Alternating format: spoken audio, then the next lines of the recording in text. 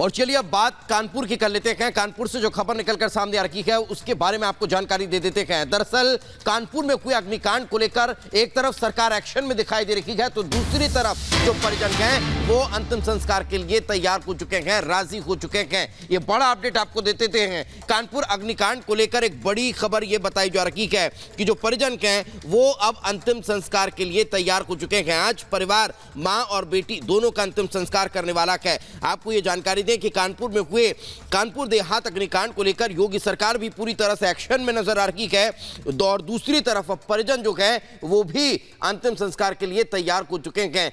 आज अंतिम संस्कार होने जा रहा है मां और बेटी का। कानपुर में हुए अग्निकांड की तस्वीरें भी आप अपने टेलीविजन स्क्रीन पर देख पा रहे हैं। तो वहीं तीसरी तस्वीर में आप देख सकते हैं कि किस तरह से सरकार लगातार एक्शन में नजर आ रही है।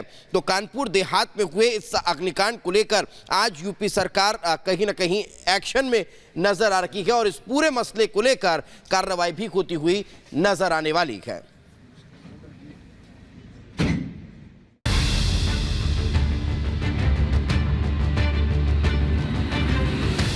उत्तर प्रदेश के कानपुर में फूस की झोपड़ी हटाने में मां और बेटी की जान ले ली। इस दर्दनाक घटना को सुनकर हर कोई दंग है। प्रशासन की टीम अतिक्रमण हटाने के लिए पहुंची थी, लेकिन इसी दौरान मां बेटी की जिंदा जलकर मौत हो गई।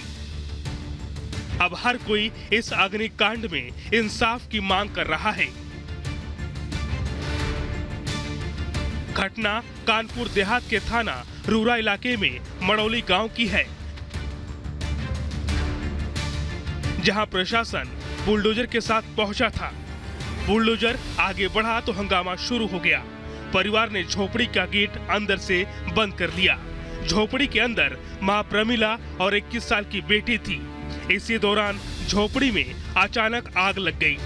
परिवार कह रहा है कि अधिकारियों ने आग लगाई, जबकि पुलिस का कहना है कि परिवार ने खुद आग लगाई।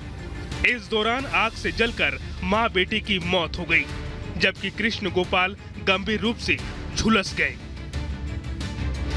इस मामले में मृतकों के परिजन अब कार्रवाई की मांग कर रहे हैं।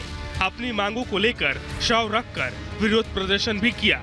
यहां तक कि पोस्टमार्टम के लिए भी तैयार नहीं थे, लेकिन डिप्टी सीएम ब्रजेश पाठक के आश्वासन के बाद परिजन पोस्टमार्टम कराने को तैयार हो गए। हादसे के 24 घंटे बाद दोनों शव को पोस्टमार्टम के लिए भेजा गया। पोस्टमार्टम की वीडियोग्राफी भी कराई गई।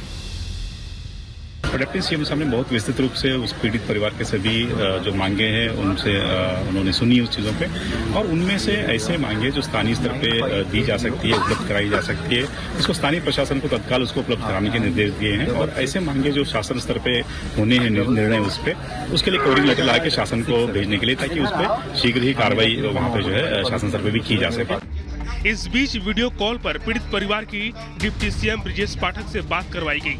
इस दौरान पीड़ित परिवार ने अपनी मांगे डिप्टी सीएम ब्रजेश पाठक के सामने रखी। ब्रजेश पाठक ने पीड़ित परिवार को भरोसा दिलाया कि दोषियों को ऐसे सजा देंगे कि पुश्तें भी याद रखेंगी। परिवार के साथ पूरी तरह सरकार खड़ी है। परिवार की मांगों पर गंभीरता पूर्वक काम करेंगे। हर स्थिति में हम तुम्हारे साथ खड़े हैं। बिल्कुल तुम अपने आप को ये मत समझना कि तुम मेरे परिवार के मेंबर हो, ठीक है ना? एकदम घबराए। इसमें कड़ी से कड़ी कार्रवाई होगी। हम सख्त से सख्त सजा दिलाएंगे। जो भी दोषी हैं हम किसी को नहीं छोड़ेंगे, और जो दोषी हैं उनकी पुश्तें भी याद करेंगे। इतनी कड़ी कार्रवाई कराएंगे। आप हमारे परिवार के मेंबर हो। हम बिल्कुल भी ऐसी घटनाओं को बर्दाश्त नहीं करेंगे, और ये हमारी जिम्मेदारी, पूरे प्रदेश के आप हमारे भाई हो। हर स्थिति में एक एक व्यक्ति को हम कड़ी सजा दिलाएंगे। लेकिन मसला अभी भी अंतिम संस्कार को लेकर था। लेकिन डिप्टी सीएम से बातचीत के बाद परिवार अंतिम संस्कार के लिए तैयार हुआ।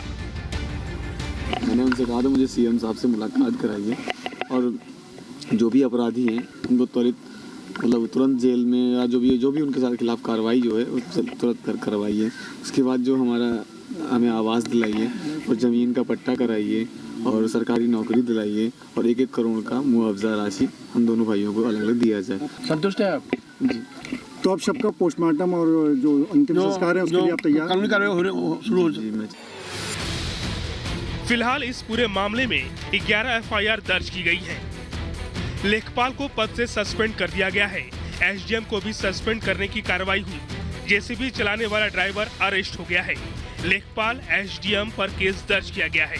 हत्या और हत्या के प्रयास की एफआईआर की गई है। इस मामले में अब आगे की जांच की जा रही है। जांच के आधार पर ही दोषियों पर कार्रवाई की जाएगी। Bureau report, Republic Bharat.